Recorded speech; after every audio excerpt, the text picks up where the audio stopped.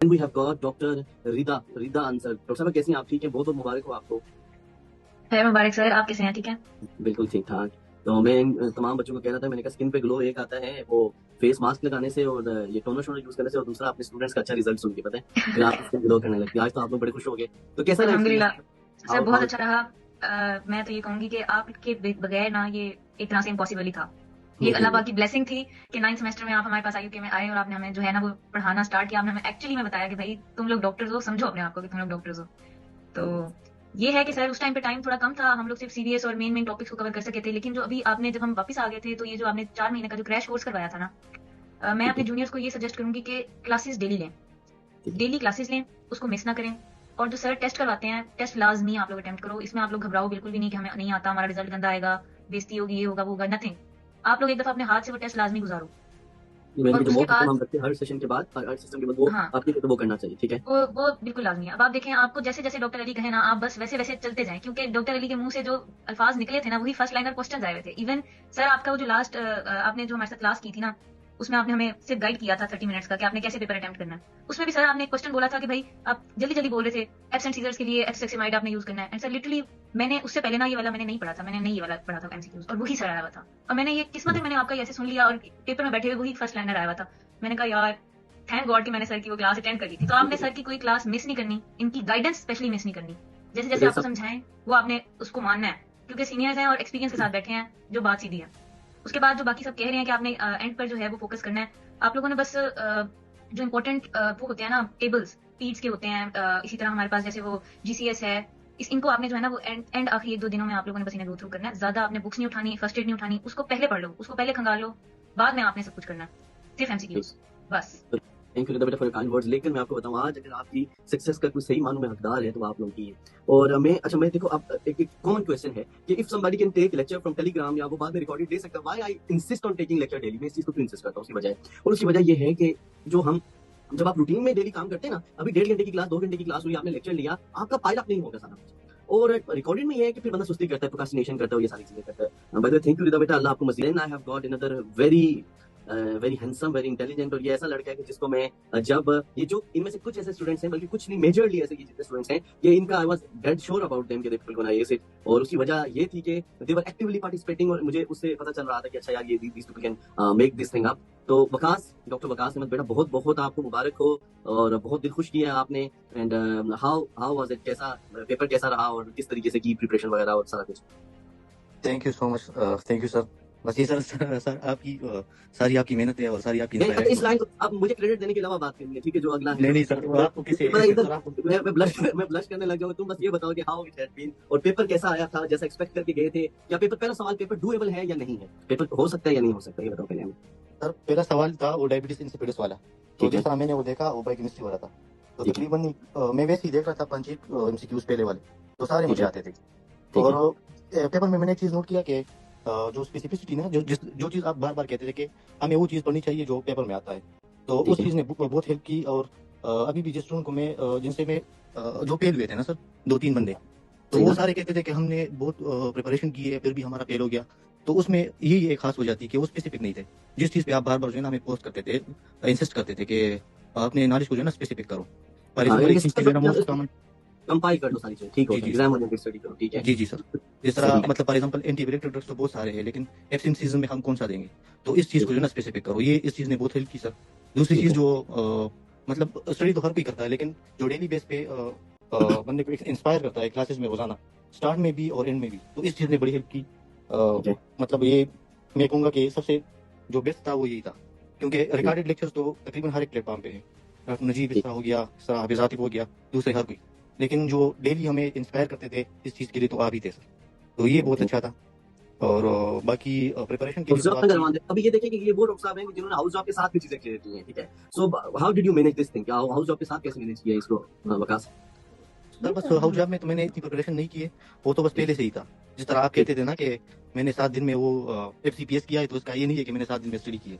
वो ये हाँ, मेरा पूरा जो है ना, पूरी MBBS की लाइफ जो है ना मैंने स्टडी की है, और उसको मैंने सिर्फ जो है ना कंप्रेस किया है उसको 7 दिन में। तो ऐसा ही था सर। तो स्टडी ये नहीं है कि मतलब मैं या 2 महीने बैठूंगा या 3 महीने बैठूंगा। स्टडी ये है कि जब आपने सोचा कि मैं एग्जाम दूंगा, तो तब से ही स्टडी स्टार्ट करनी है। ठीक है।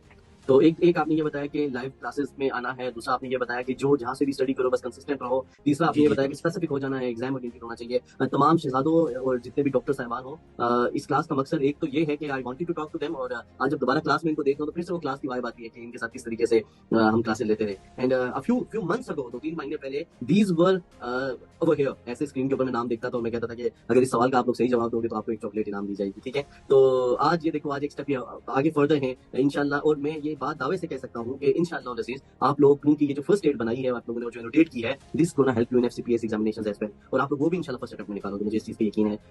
एनी स्टूडेंट प्लीज, अगर आपको कोई सवाल है डॉक्टर वकास से, अरीज से, सफा से, रिदा से, हलीमा से, एनीबडी कोई सवाल है तो आप जरूर पूछ सकते हैं प्लीज। अस्सलाम वालेकुम सर। वालेकुम सलाम जी, सकें। सर जी मेरा क्वेश्चन ये था कि एवरेज टाइम क्लासेस की तैयारी के लिए ऑलमोस्ट ओके, सो सफा, हलीमा और वकास, अरीज, एवरेज कितना टाइम लगेगा एक बंदे को एनएलई स्टेप 1 की प्रिपरेशन करने के लिए, मिनिमम कितना रिक्वायर्ड है? देखें आप लोग ना, इसमें सर मैं एक बात कहूंगी जी, कि हम लोग जैसे, क्योंकि मोस्टली फॉरेन आपके स्टूडेंट्स थे ना, जितने फॉरेन मेडिकल ग्रेजुएट्स, तो हम लोग जो है ना वो टू बी ऑनेस्ट वहाँ पे बहुत ज्यादा हमारा स्केड्यूल ऐसा होता है कि बिजी होते हैं और कुछ अपने आप को कर भी लेते हैं जानबूझ के, थोड़ा निगलेक्ट करते हैं पढ़ाई। तो अब जब आपको अल्लाह मियां ने जिंदगी में डॉक्टर अली दे दिए हैं, तो जो वक्त वो आपसे मांग रहे हैं ना, बस उतना टाइम उन्हें दे दें आप, काफी है। इतने में आपका टेस्ट निकल जाएगा बस। यानी कि ये मैं 6 आपको मंथ बता रही 6 मंथ्स आर इनफ। हाँ, हूं। सर बस जो जी आपने सर। इनको कह दिया ना, दैट इज इनफ।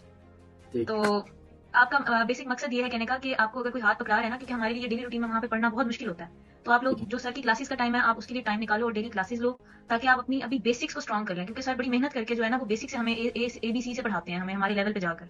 तो आप लोग अगर वो अपना बेसिक कॉन्सेप्ट MBBS के, बेसिक साइंसेस के, क्लिनिकल से वो आप क्लियर कर लेते हो ना, तो समटाइम्स ऐसे क्वेश्चंस भी आ जाते हैं जो आपने कभी पढ़े नहीं होते, लेकिन अगर आप उन पे थोड़ा फोकस करो तो आप फौरन उनको कैच कर लेते हो कि अच्छा हाँ, इसका तो मैकेनिज्म इस तरह से है, ये हमने पढ़ा हुआ है। तो आपकी ये क्लासेस लेने का बस फायदा इतना है। ठीक, थैंक यू डॉक्टर रिदा जी। वकास क्या कह रहे थे आप? सर बस मैं भी यही कह रहा था कि आपकी जो ये 5-6 मंथ का जो कोर्स है ना सर, तो ये मेरे ख्याल से तो ये इनफ है, इससे आगे ना किसी को पढ़ना चाहिए, और क्योंकि फिर कंफ्यूजन हो जाती है ना सर, तो एक चीज़ को फॉलो करना चाहिए बस, आपके जो लेक्चर है वो मोर देन इनफ है। बाकी इसमें लास्ट में जो है ना एमसीक्यूज की प्रैक्टिस बहुत लाजमी है, बहुत ज़रूरी है। और लास्ट मंथ में, बल्कि लास्ट 2 वीक्स जो है सर, उसमें ये जो इनहेबिशंस के जो मेन पॉइंट्स है ना, जो मोस्ट कॉमन इन्वेस्टिगेशन है और जो मोस्ट कॉमन सिम्टम्स है, ये चीज़ें, और ये जो स्पेसिफिक ड्रग्स है मोस्टली, तो ये बहुत ज़रूरी है सर, इसमें मतलब कवर हो जाता है। ठीक, सो आप लोग ये कहना चाहते हैं कि देखिए, कुछ हर बंदा लेक्चर्स देने वाला नहीं होता, और कुछ लोग खुद पढ़ना चाहते हैं, इन डेप्थ स्टडी करना चाहते हैं, दो कि आजकल मेरे ख्याल में जो लेक्चर्स हैं उसमें ऑडिटरी, विजुअल और रिटन 3 मेमोरीज बन रही होती हैं आपकी। लेकिन वटेवर जहां से भी, ये तो चूंकि हमारे स्टूडेंट्स हैं और इन्होंने अपनी प्रिपरेशन का बताया कि इन्होंने हमसे प्रिपरेशन की थी, तो ये कह रहे हैं कि सर के लेक्चर्स हैं, आपको जिस भी टीचर की समझ आती है, मेरा अभी भी वही पॉइंट रहता है मेरा, कि जहां से भी जिस टीचर की आपको समझ आती है, आप उस प्लेटफॉर्म पे, उस लेक्चर पे, उस रिसोर्स को आप फॉलो करें। एंड सेकंड थिंग इज, जो मैं समझ पाया हूँ, वो ये कह रहे हैं कि 6 months are more than enough to make some change. और देखें, अगर कोई बात मैं कहता हूँ तो वो इस हवाले से तो शायद वो भी माने रखेगी, लेकिन आज इनको बुलाने का मकसद ये है कि इन्होंने इस रूटीन को फॉलो करके एक चीज को एक्सेल किया है, तो क्यों ना हम इनके एक्सपीरियंस से फायदा उठाएं और हमें पता चल जाए कि अच्छा इन रियलिटी ये चीज कितनी हेल्पफुल रहेगी। तैमूर, कुछ पूछना था आपने? जी मैंने ये पूछना था ना कि जितने भी स्टूडेंट थे, जितने भी मतलब टेस्ट क्लियर किए ना, तो वो वही कह रहे हैं कि सिर्फ आप लोगों ने फर्स्ट एड को फॉलो करना है ना। तो बिल्कुल। मैं ये कह रहा हूँ कि मतलब जो मेडिसिन की लेक्चर है वो तो मतलब फर्स्ट एड में इतने नहीं है ना, वो तो CK2 में है ना, तो मतलब दोनों को साथ में मिलाना चाहिए कि नहीं सिर्फ फर्स्ट एड को follow अरीज, सफा, वकास, हमने तो स्टेप 2 नहीं की थी मेरे ख्याल में, 2 केस दफा हम कोशिश करेंगे उसको इंटीग्रेट करने की, लेकिन क्या उसके बगैर काम हो गया था आप लोगों का? सर मैंने तो स्टेप 2 में एक पेज भी नहीं पढ़ा, सिर्फ स्टेप 1 पढ़ा है। और उस मेरे टाइम पे मुझे जैसे हम कोई डिजीज पढ़ते थे तो हम उसके साथ जी दिखा सर, लेते थे, जैसे हाँ जैड सर, वैस उसमें स्कोर उसमें करके मेरे या ख्याल से जी हाँ। सर, क्योंकि फर्स्ट एड तो सर इसकी क्लिनिकल एक्सप्लेनेशन है, वो तो हम करते थे ना सर उधर ठीक है। क्लास में, तो मुझे नहीं लगता कि उसकी लेक्चर में कोई साथ जरूरत। में बंदा उसी पे, तैमूर में भी ये चीज इसको मैं प्रेफर करता हूँ कि जैसे फर्स्ट एड है ना, तो जैसे कोई डिजीज हम पढ़ रहे हैं, लेट्स से हम H पाइलोरी पढ़ रहे हैं और प्रैक्टिकल से डिजीज पढ़ रहे हैं, तो उसके साथ में ट्रिपल थेरेपी तो हम वैसे भी लिखवा देते हैं, जी मेडिसिन जी जी सर, बिल्कुल।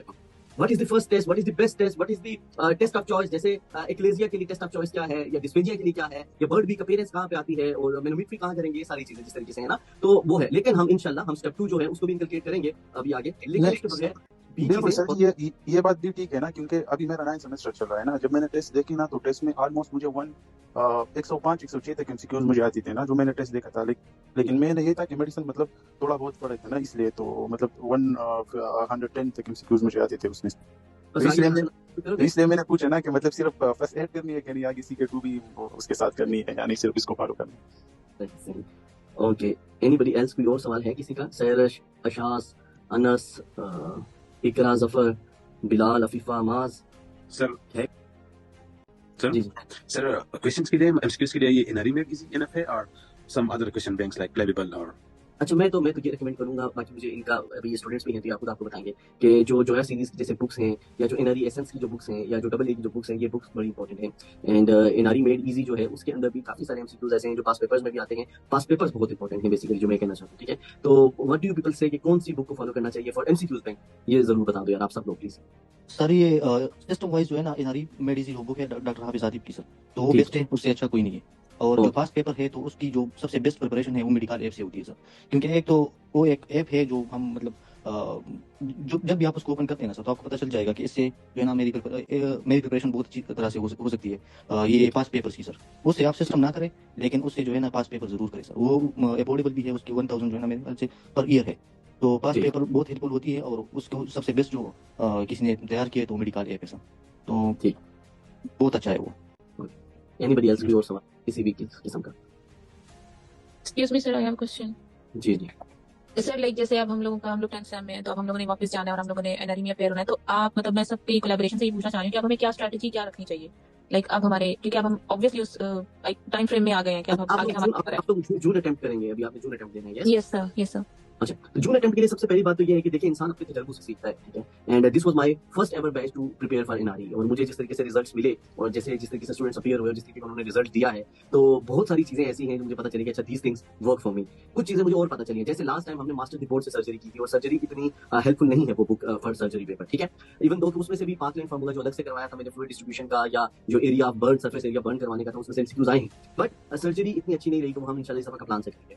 इसके लिए ये जो 6 मंथ का कोर्स होना है, इसके लिए हमने क्या करना है कि हम पूरा उसकी ना ओरिएंटेड स्टडी होती है। देखो जब हम जून अटेम्प्ट करेंगे ना, प्रिपरेशन करेंगे, तो उसकी हम क्या करेंगे कि उसकी हम जून अटेम्प्ट को माइंड में रख के प्रिपेयर करेंगे। ठीक है, पहले इजी करने का मकसद क्या होता है, पहले सिस्टम इजी करने का मकसद ये होता है, एक तो आप फ्लो पकड़ते हैं, दूसरा क्या हो जाता है कि उसके साथ आपकी पेस बनती है, थर्डली जब आप शुरू में इजी खत्म हो जाते हैं, वैसे भी आप लोग आ रहे होते हैं नियर टू योर एग्जामिनेशन, आपने क्या होता है कि आप डिफिकल्ट क्वेश्चंस के ऊपर, डिफिकल्ट एमसीक्यूज के ऊपर आप रहते हो। ठीक है, और डिफिकल्ट सिस्टम उस टाइम आप करते हो तो वो आपको आगे जाकर के याद रहते हैं इन द फ्यूचर जब आप पेपर देने के लिए जाते हो। स्ट्रेटजी शुड बी कि आपने फर्स्ट एड के ऊपर जितने टॉपिक्स है वो एक तो आपने देख लेंगे। सेकंडली आपने पीएमडीसी के सिलेबस डाउनलोड करके देख लेंगे कि उस पे क्या क्या चीजें।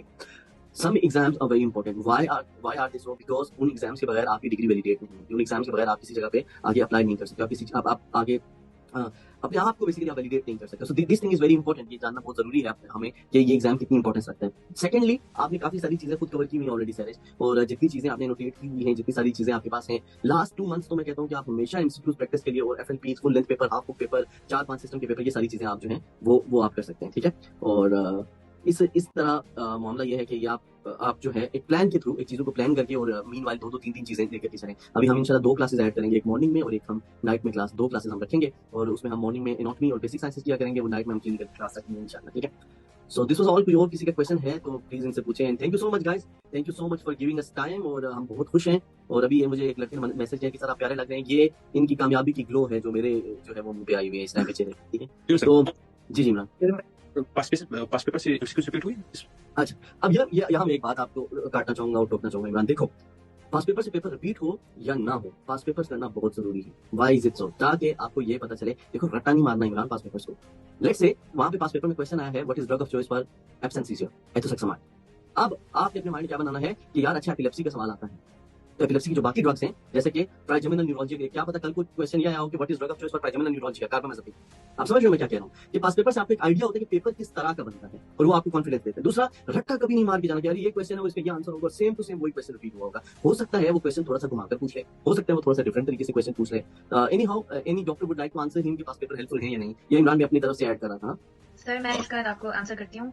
जी जी। इसी को फॉर एग्जांपल ले लें, एब्सेंट सीजर्स को ना। अब आपने जो मैं कहा था एथोसेक्सामाइड होता है, तो लेकिन मैंने जो है वो इसका सेकंड लाइन ट्रीटमेंट भी पढ़ी हुई थी। अब क्वेश्चन जो आया था वो हमें था कि एब्सेंट सीजर्स की मैनेजमेंट बताएं ट्रीटमेंट, लेकिन वो फर्स्ट लाइन ही लिखी हुई थी और उनमें ऑप्शंस में कहीं पे भी एथोसेक्सामाइड नहीं था, लेकिन वेलप्रोइक एसिड था। तो आपने second line treatment, third line treatment को भी नहीं हाथ से जाने देना गाइस। तो आपने जो सर कह रहे हैं ना कि आपने पूरी लाइन पढ़नी है, आपने एपिलेप्सी की ड्रग्स की, तो आपने उसको भी थोड़ा फोकस करना है। इन्होंने थोड़ा सा हटाकर हमेशा एक वही जो एथोसेक्सामाइड होता है उससे हटा के इन्होंने इस बार सेकंड जो ऑप्शन है ना उसको रखा हुआ था।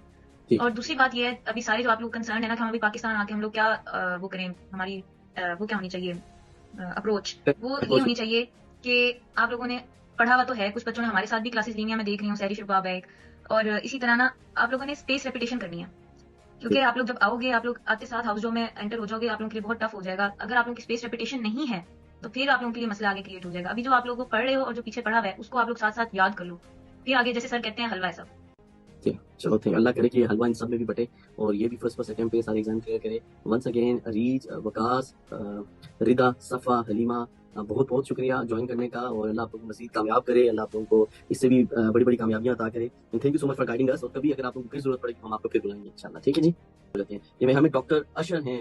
अशर भाई कैसे हैं आप? ठीक है। बाय द वे डॉक्टर अशर की एक बड़ी ये स्टोरी है कि अशर भाई मेरे सीनियर थे फ्रॉम द पिप्स। पिप्स मेरा हायर सेकेंडरी और सेकेंडरी स्कूल और हायर सेकेंडरी मेरा जो कॉलेज था वो पिप्स था अहमदाबाद में। तो ये मेरे सीनियर थे। देन इन्होंने चाइना से ग्रेजुएशन की और अभी सफा इनका इन्हें क्लियर हुआ। अशर भाई कैसे हैं आप? ठीक है। सबसे पहले बहुत बहुत मुबारक हो अशर भाई आपको।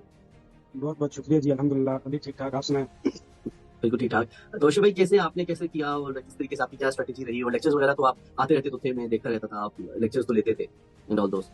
कैसा रहा जी जी आपका एक्सपीरियंस? कैसा रहा कुछ बताएंगे हमारे स्टूडेंट्स को? माशाल्लाह बहुत अच्छा एक्सपीरियंस था आपके साथ। जब से मतलब सब्सक्रिप्शन स्टार्ट की उसके बाद से लास्ट टाइम में तो सिर्फ डिम्स की जो हमारे नोट्स थे सर्जरी और मेडिसिन ना, जस्ट वही ठीक है, किए थे और एमसीक्यूज वगैरह, तो इतना डीप स्टडी वगैरह नहीं की थी। तो मेरे 111 मार्क्स थे। ठीक है, तो फिर आपसे कांटेक्ट हुआ, फिर स्टार्ट की फर्स्ट एड। तो माशाल्लाह ये है कि 3-4 महीने जो है तकरीबन 16-16 घंटे में बैठ के करता रहा हूँ ना फर्स्ट ठीक है, एड। दो फर्स्ट टाइम पे तो मैंने बहुत अच्छे से किए मतलब लेक्चर्स आपके। फिर जब सेल्फ स्टडी करता रहा हूँ तो फिर इजीली हो जाता था। एक सिस्टम जो है वो 2-3 घंटे में क्लियर हो जाता था। ठीक है। तो मतलब आप ये कहते और हैं कि पहले डिटेल में करके नोटेशन कर पहले दीजिए। डिटेल में जब फर्स्ट टाइम करेंगे ना तो बहुत अच्छे से उसको करना है, जो आपके लेक्चर्स है ना ठीक है, बहुत अच्छे से। हाँ जी। फिर सेकंड टाइम आपको इतना इजी हो जाता है ना कि आपको कुछ मतलब बहुत आसान लगता है वो। ठीक है, और लास्ट में बस जब 10-15 दिन रह जाए ना तो उनमें सिर्फ एमसीक्यूज की प्रैक्टिस करनी है, उसमें पढ़ना नहीं है बिल्कुल भी। खास करके 10 दिन, जब 10 दिन रह जाए ना तो जस्ट आप एमसीक्यूज की प्रैक्टिस करें, इंशाल्लाह हो जाएगा। इजी है, इतना मुश्किल नहीं है।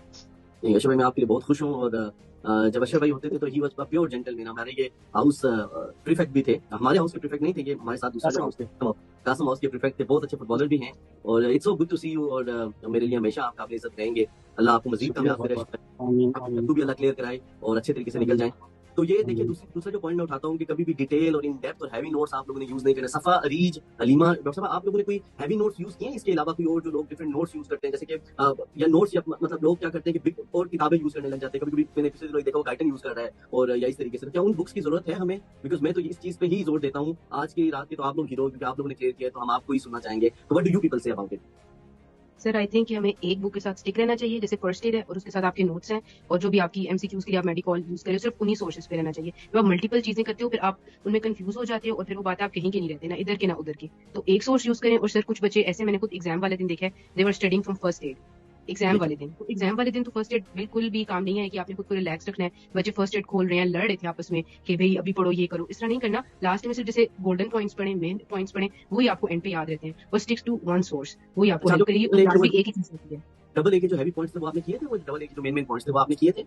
जी सर मैंने किए थे। जो इंपॉर्टेंट सिस्टम्स थे ना उसके ही मेरे पास टाइम था। जैसे मैंने सीवीएस के किए थे, न्यूरो के किए थे, तो वहां से कोई question haematology.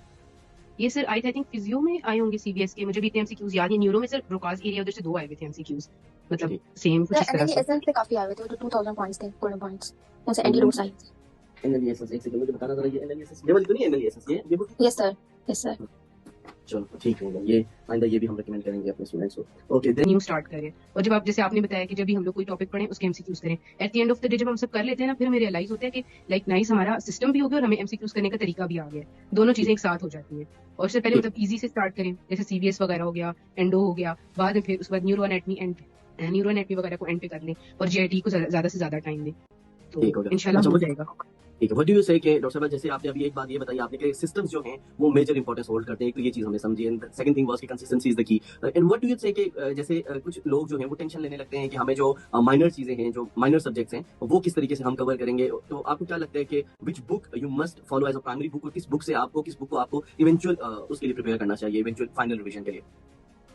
Sir first aid ही मैंने स्टार्ट की थी और उसके साथ जैसे अपने नोट्स खुद बनाए थे। और जब हम यूनिवर्सिटी में जैसे तैयारी करते थे तो वो खुद के नोट्स भी थे, वो बहुत इंपॉर्टेंट होते हैं जो आपने खुद बनाए होते हैं। फर्स्ट एड के अलावा पैथो के लिए हम पैथोमा वगैरह यूज कर सकते हैं। और माइनर में ज्यादातर बायोकेम आ जाती है, उसके भी इतने एमसीक्यूज नहीं होते। इस दफा भी बायोकेम में मोस्टली जो है वो विटामिन वगैरह से ही आए हुए थे। तो कुछ इंपॉर्टेंट टॉपिक्स होते हैं वो पहले तो कवर हो जाते हैं। उसके बाद ईएनटी और ऑप्थो का बच्चों का बहुत होता है कि वो हमें कहाँ से करनी चाहिए। वो भी जब आप न्यूरोलॉजी का जब हम सिस्टम करते हैं उससे भी वो चीजें काफी ज्यादा कवर हो जाती हैं। जब आप पास्ट एमसीक्यूज प्रैक्टिस कर रहे होते हैं उससे भी चीजें कवर हो जाती हैं। एक्सीलेंट, चलिए थैंक यू सो मच सफर। हम सबकी तरफ से बेटा आपको बहुत बहुत मुबारक हो, आपके वालिदैन को। It's a big day for you people. And you असल में जो मुबारकबाद के हकदार है वो आप लोग ही हैं, क्योंकि यू पीपल स्टूड कंसिस्टेंट। तो किसी बंदे का कोई क्वेश्चन हो डॉक्टर सफा से तो पूछ सकता है, then we will move towards the next person. Okay Safa, thank you so much doctor साहिबा ज्वाइन करने के लिए। अब तो आप ऑफिशियल डॉक्टर हैं क्योंकि आप लोगों के पास लाइसेंस आने वाला है इंशाल्लाह, और बस वन स्टेप अवे, एक स्टेप टू अब रहता है आप लोगों के लिए।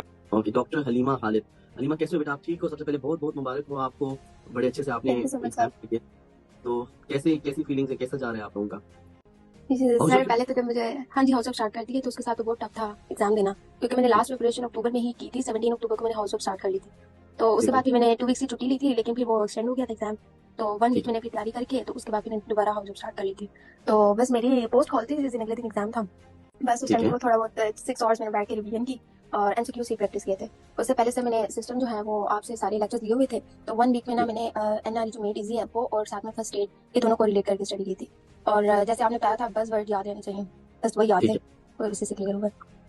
ठीक है, तो बस वर्ड्स याद होने चाहिए and first aid is enough. अच्छा लेट्स से जैसे कुछ कॉन्सेप्ट्स होते हैं, और आपके और सफा से भी ये पूछूंगा कि सफा बेटा कभी कभी यूं होता है कि लाइक कुछ MCQs out of the way आ जाते हैं और आपको समझ नहीं आती उनकी और आपको पता भी नहीं होता, तो क्या ये मेथड ऑफ एक्सक्लूजन या ये जो रूल आउट करना होता है, एजुकेशनल गेस लगाना होता है, डज दैट हेल्प, या कैसे करते हो आप लोग एमसीक्यूज को? यस सर, ये जैसे मेथड तो बहुत अच्छा रहा। लाइक मेरे काफी एमसीक्यूज ऐसे किए हैं। अब मैंने 1 गो में 146 एमसीक्यूज कर लिए थे और उसके बाद कुछ एमसीक्यूज थे कम्युनिटी या फोरेंसिक के, बस जो उसमें मुझे सही लगा मैंने कर दिया। और कुछ थे जिसमें आपने कहा था कि एक्सक्लूसिव मेथड लगा के तो उस टाइम वो मैंने वैसे किए, और उसमें ठीक नहीं है काफी। चलो ये बहुत अच्छा हो गया। एनीबॉडी, किसी बंदे का कोई क्वेश्चन है, ये आपके अपने कुलीग हैं, सीनियर्स हैं आपके, and they have done a good job, तो आप लोगों के लिए इनको बुलाया था, तो किसी बंदे का कोई क्वेश्चन है तो इनसे कर सकते हैं। एनीबॉडी? सर हर किसी का डिफरेंट होता है पेपर सर? बताएं जी, क्या हर किसी का पेपर डिफरेंट होता है? नहीं, पेपर तो सेम होता है, जस्ट कलर कोड होता है मेरे ख्याल में, नहीं? हाँ जी, कोड होता है, एबीसी होता है, पैटर्न डिफरेंट होता है। पैटर्न डिफरेंट मतलब पहले फोरेंसिक किसी का या पहले फिजियो पहले फार्मा, लेकिन अच्छा मेंशन होता है कि फ्ला पोर्शन का पेपर आ रहा है, मेंशन होता है। Yes sir. ठीक ठीक है। Anybody else? टाइमिंग का क्या सीन है सर, टाइम कितना होता है? जी 3 और 20 मिनट्स 3 और 20 मिनट्स होते हैं, ठीक है। और उसके लिए अच्छा तैमूर, इसका मैं आंसर करना चाहूंगा बेटा। देखो ये जो टाइम मैनेजमेंट होती है ना, this is very important thing, and this you should practice at your home as well. और इसकी बेस्ट प्रैक्टिस आप कर सकते हो फुल लेंथ पेपर सॉल्व करने से, हाफ लेंथ पेपर सॉल्व करने से। एंड एमसीक्यूज के ऊपर मैं हमेशा आप लोगों को कहता हूँ कि जो टॉपिक करते हो ना उसको आप अप्लाई करके देखो कि how much do you will know from that topic ना। तो ये बड़ा इंपॉर्टेंट होता है कि आप उस टॉपिक से रिलेटेड जो है खुद को खुद एनालाइज करो, और एनालाइज करने के बाद फिर क्या होता है ना कि आप चीजों को एक यहाँ पर काश मैं आपको ये दिखा सकता, तो आप चीजों को क्या करें कि राइट डाउन करें। जैसे लेट्स से हमारे पास एक पेपर ले लेता हूँ मैं, और उस पेपर के ऊपर क्या करता हूँ मैं कि ये टॉपिक मेरा वीक है, ये यूनिट मेरा सही नहीं चल रहा, इस टॉपिक से मैं क्वेश्चन जो है वो ज्यादा गलत कर रहा हूँ, तो अपने weak points right from the first day करने लगे। हमारे स्टूडेंट्स गलती ये करते हैं कि हर चीज को एंड टाइम के लिए रखते हैं कि यार अभी वो टाइम है हम एंड पे कर लेंगे, तो ये चीजें थोड़ा सा वो गलत है। डॉक्टर अरीज फयाज, डॉक्टर अरीज कैसी हैं आप? डॉक्टर साहब ठीक हैं? पहले तो बहुत बहुत मुबारक हो। वालेकुम सलाम। कैसे तुम तो पहले बहुत इतनी वीक सी थी, तो कैसे कोई एग्जाम के बाद एवापोरेट तो नहीं हो गई? नहीं सर अल्हम्दुलिल्लाह नहीं। अच्छा, तो कैसे रहा एग्जाम का सारा सिस्टम, और कैसे आपका प्रिपरेशन का कैसे स्केड्यूल था, कैसे गाइड करेंगे अपने जूनियर बहन भाइयों को, इन सबको? सर मैं यहाँ देख रही हूँ ये जो सारे बच्चे हैं ये मेरी क्लास में थे कुछ माह पहले जब मैं भी ज्वाइन करती थी। ठीक है, तो इनमें कुछ तो हाँ बिल्कुल, जैसे एक है फातिमा आमिना है and all those things, but काफी सारे स्टूडेंट्स न्यू हैं इनमें बिल्कुल जी। तो सर मैं डॉक्टर सफा की बात ही करूँगी, रिपीट करूँगी कि सिस्टम से शुरू करें, क्योंकि मेजर पार्ट वो होता है आपका मेडिसिन है, सिस्टम है, और जो फार्मा आपकी फर्स्ट एड में वो मोर देन एनफ। अच्छा व्हाट डू यू से, जैसे मैं एक चीज पे इंसिस्ट करता हूँ लेकिन स्टूडेंट्स एक चीज पे इंसिस्ट करते हैं सब बेसिक्स कराएं। मैं कहता हूँ कि सिस्टम्स जो हैं अगर उनको इन डेप्थ किया जाए, जैसे हम लेक्चर्स में कवर करते हैं व्हाइट बोर्ड लेकर के, और अगर हम खुद नोट्स बनाते हैं सिस्टम के, मैं एज अ स्टूडेंट आपसे क्वेश्चन करूंगा कि लेट्स से एनाटॉमी के मैं नोट्स बनाना चाहता हूँ अपने जीआई कर रहा हूँ, तो जीआई की एनाटॉमी या जीआई की physiology whatever is given in the first aid, क्या वो काफी रहेगी या मुझे बीआरएस को यूज करना चाहिए? सर मैंने फर्स्ट एड से किया था। ठीक है, I think first aid is more than enough. Okay, so what do you से, जैसे फर्स्ट एड में तो लाइंस एक्सप्लेनेटरी नहीं होती, उसमें एक्सप्लेनेशन तो नहीं लिखी होती इतनी सारी चीजें, तो बिल्कुल, तो क्या आपका क्या मानना है कि व्हाट शुड वी डू, कैसे होनी चाहिए हमारी स्ट्रेटजी? पहले हम फर्स्ट एड पढ़ के लेक्चर लें, या पहले लेक्चर लें और फर्स्ट एड पढ़ें और साथ साथ उसको एनोटेट करें? नहीं सर लेक्चर बहुत जरूरी है, क्योंकि उसमें तो एक्सप्लेनेशन बिल्कुल भी नहीं थी ना फर्स्ट एड में, तो लेक्चर लें और अपने नोट्स बनाएं उस पे फर्स्ट एड पे। ठीक है, तो एनोटेशन हम फर्स्ट एड के ऊपर करें और लेक्चर्स वगैरह हम उस पे जो है। हाउस शुरू किया डॉक्टर साहब आपने कहीं पे? नहीं सर अभी तक नहीं। चलो बस अभी पे सब for the host of as well, then thank you sir. ये सॉरी मैं आपको इंटरप्ट कर रही हूँ, मैं एक बात शेयर करना चाहती थी जी एमसीक्यूज के हवाले से, कि आप लोग ना एमसीक्यूज जरूर प्रैक्टिस करें, ठीक ठीक है। है? नॉलेज तो जरूरी है लेकिन एमसीक्यूज भी बहुत जरूरी होते हैं। एनआरई मेड इजी है, एनआरई एसेंस है, ये बुक्स हैं, इनसे आप लोग जरूर प्रैक्टिस करें। और मेरा जो एग्जाम था, आप बेशक सर अली से पूछ रहे हैं, जब सर अली ने मुझसे पूछा कि आप एग्जाम कैसा गया, तो मैंने कहा सर मुझसे कुछ एमसीक्यूज छूट गए हैं, जो कि सच था। ठीक है, मैंने मतलब 200 एमसीक्यूज होते हैं, 120 मिनिमम आपको लेने होते हैं पास करने के लिए, और मेरे बीच में से मुझे पता भी नहीं कितना छूट गया, क्योंकि बीच में से मैंने छोड़े हुए थे जिनका मैं शो नहीं थे आंसर किया। तो ये बताने का मकसद है कि गलतियां बीच में हो जाती हैं, कभी कभी time is not in your favour, लेकिन यू हैव टू स्ट्रेटेजाइज, आप सब कुछ चांस पे नहीं छोड़ सकते। और मैंने ऐसे किया था कि 200 MCQs हैं, 100 पहले और 100 बाद में, और उस 100 में से you have to be sure कि आपके कितने ठीक है, या आपको एटलीस्ट इतना हो कि अंदाजा हो कि आपके कितने ठीक है, कि आप कर लोगे। और सबसे बड़ी बात ये कि देखिए आपने 100% तो करना नहीं है, गलती की गुंजाइश अच्छी भली आपके पास है। और एग्जाम पॉइंट ऑफ व्यू से सबसे पहली बात ये कि पैसिव लर्निंग जिस तरीके से मैं आपको कहता हूं कि अवॉइड करें, एक्टिव लर्निंग की तरफ जाएं। You people should follow MCQs always, और आपको हर टॉपिक के साथ एमसीक्यूज करने चाहिए। देन अपनी फर्स्ट एड को आपने की बुक बनाना है और उसके ऊपर मैक्सिमम एनोटेशंस करने for any exam, whether that's SQS MLE, whether that's AMC, whether whatever it is. और दूसरी बात, जैसे हम कहते हैं 80-20 रूल्स के बारे में जो हम बात करते हैं कि 20% ऑफ द टॉपिक्स आर दोस्त। अच्छा, कोई ऐसा रीच, कोई ऐसा क्वेश्चन, मेजॉरिटी की मैं बात करूंगा, माइनॉरिटी की बात नहीं करूंगा, क्या कोई ऐसा क्वेश्चन भी आए हैं या हाउ वाज द ओपिनियन के क्या फर्स्ट एड उन तमाम टॉपिक्स को कवर करती है जो पेपर के अंदर पूछे जाते हैं या नहीं? बिल्कुल कवर करती है सर, बिल्कुल कवर करती है। माइनर टॉपिक्स आपके होंगे, फोरेंसिक वगैरह, ये सारे, मेरा तो पेपर यानी कि वो 80-20 रूल हमारा जो है वो हम अप्लाई करें। चल ठीक ठीक ठीक। इस दिन रिदा है रिदा। थैंक यू डॉक्टर रीच, रिदा है यहाँ पे।